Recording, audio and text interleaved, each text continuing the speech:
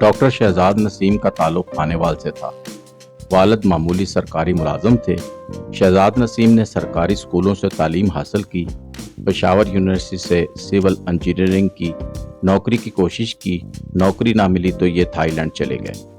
1973 में जब Lee Kuan Yew ने सिंगापुर को दुनिया का बेहतरीन मुल्क बनाना शुरू किया तो ये ली कुआन यू से मुतासर होकर सिंगापुर चले गए।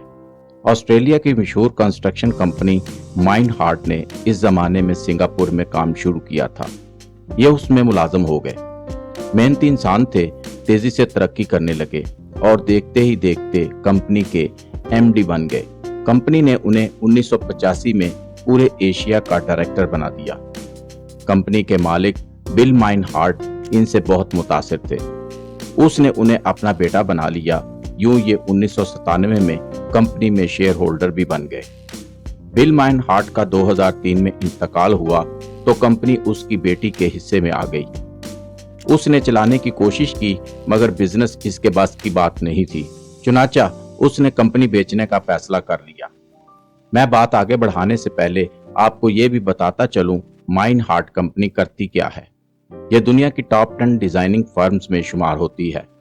ये एयरपोर्ट्स, मेट्रोस, पोर्ट्स, हाईवेज, पुल, वाटर सप्लाई स्कीमें, सीवरेज सिस्टम और दुनिया की बुलंद तरीन इमारतें बनाती है। माइंड हार्ट ने मलेशिया में दुनिया की दूसरी बुलंद तरीन इमारत मर्डिका बनाई। ये 118 मंजिला इमारत है। इंडोनेशिया की बुलंद तरीन इमारत थमराई बनाई।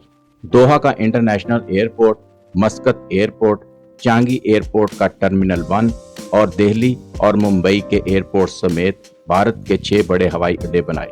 सिंगापुर की तमाम अहम इमारतें भी इसी कंपनी ने बनाई हैं। कंपनी में 5000 इंजीनियर, आर्किटेक्ट्स और डिजाइनर हैं।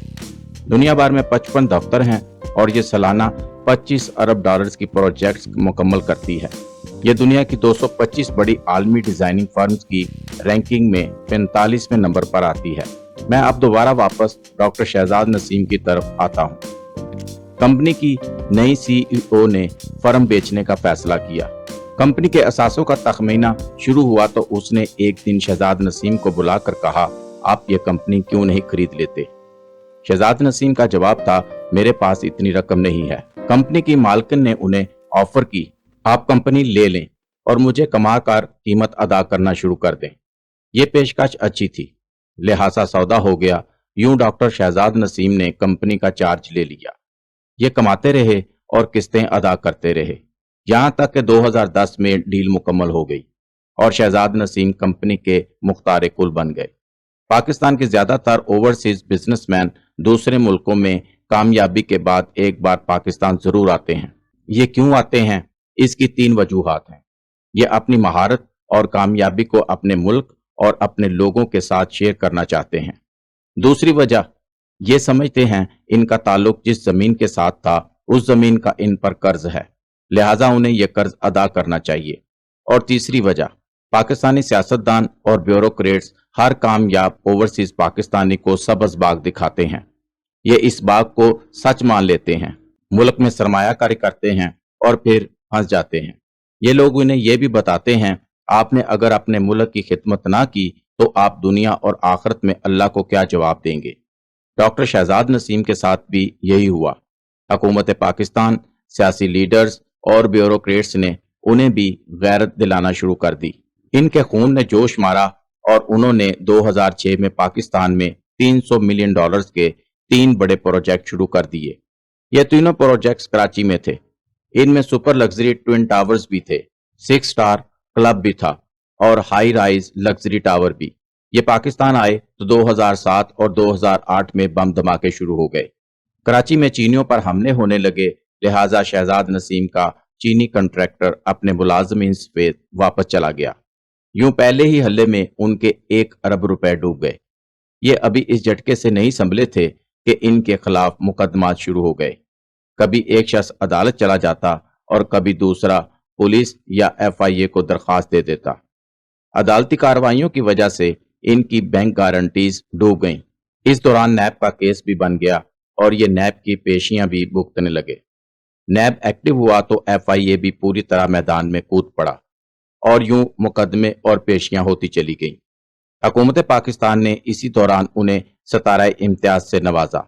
یہ حکومت کی طرف سے ان کی کامیابی اور خدمات کا اعتراف تھا۔ حکومت ان سے ایک طرف اسلام آباد، لاہور اور کراچی میں میگا پروجیکٹ شروع کرنے کی درخواست کر رہی تھی۔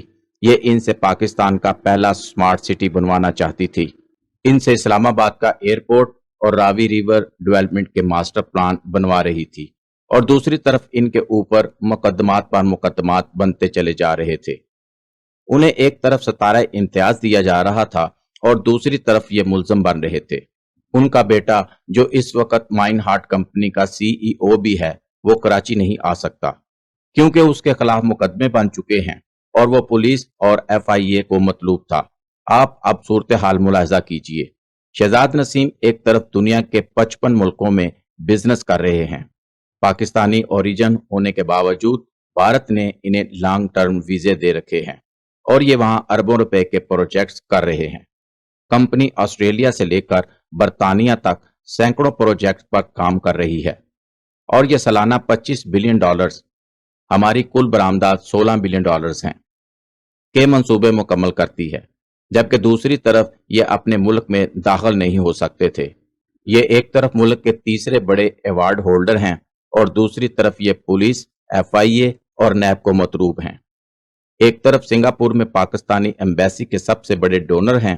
حکومت سیلاب سے لے کر زلزلہ زدگان تک کے لیے ان سے امداد طلب کرتی ہے، اور دوسری طرف پاکستانی عدالتوں میں ڈاکٹر شہزاد نسیم حاضر ہو کی آوازیں لگ رہی ہیں۔ چنانچہ ہم اگر شہزاد نسیم کو پاکستان میں سرمایہ کاری کی خوفناک ترین مثال قرار دیں تو یہ غلط نہیں ہوگا۔ میں یہ نہیں کہتا ڈاکٹر شہزاد نسیم 100% سچے ہیں اور ٹھیک ہیں، ہو سکتا ہے ان کی طرف سے بھی غلطیاں ہوئی ہوں، لیکن کیا ریاستوں کا کام سرمایہ کاروں کو اس طرح ذلیل کرنا ہوتا ہے؟ ریاستیں ایسے معاملے میں بار بار مذاق رد کرتی ہیں، یہ پارٹیوں کو بٹھاتی ہیں اور ان کے مسئلے حل کرتی ہیں۔ یہ سرمایہ کاری کو اس طرح پولیس اسٹیشنوں میں ضائع نہیں کرتی۔ آپ خود فیصلہ کیجئے۔ شہزاد نسیم ایک بڑا کاروباری نام ہے۔ اگر ان کے ساتھ اپنے ملک میں یہ سلوک ہوگا تو کیا غیر ملکی سرمایہ کار پاکستان میں سرمایہ کاری کریں گے؟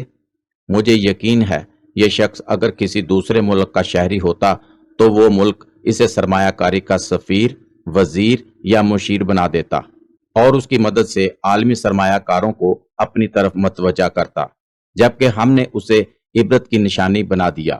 ہم نے اس کی نیکی کو اس کے لیے سزا بنا دیا۔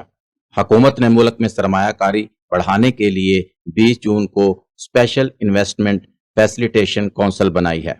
اس کا مقصد دنیا بھر کے سرمایہ کاروں کو پاکستان کی طرف متوجہ کرنا ہے۔ کونسل میں سول اور ملٹری دونوں قسم کے اہلکار موجود ہیں اور بظاہر حکومت اور فوج دونوں فریق اس بار سیریس دکھائی دیتے ہیں۔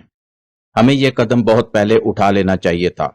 بہرحال دیر آید درست آید، تاہم میری کونسل سے درخواست ہے، سرمایہ کاری کے کھیل میں مقامی سرمایہ کار اور اوورسیز سرمایہ کار سب سے اہم ہوتے ہیں، باقی دنیا ان کے بعد ملکوں کی طرف متوجہ ہوتی ہے۔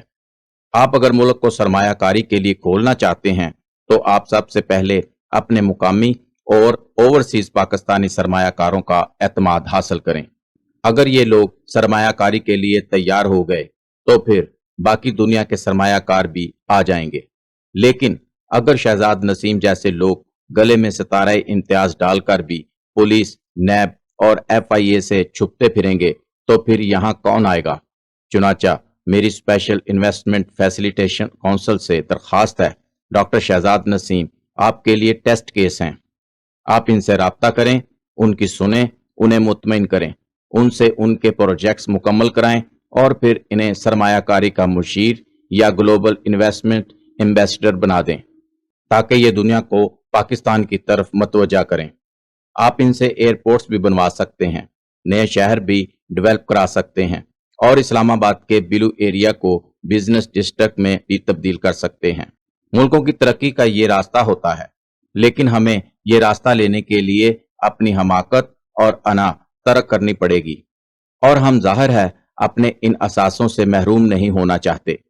چنانچہ ہماری مرغیاں دوسروں کے گھروں میں انڈے دے رہی ہیں اور ہم चारपाई पर बैठकर कुछ कुछ करके दूसरों के मुर्गों को अपनी तरफ मतवज्जा कर रहे हैं।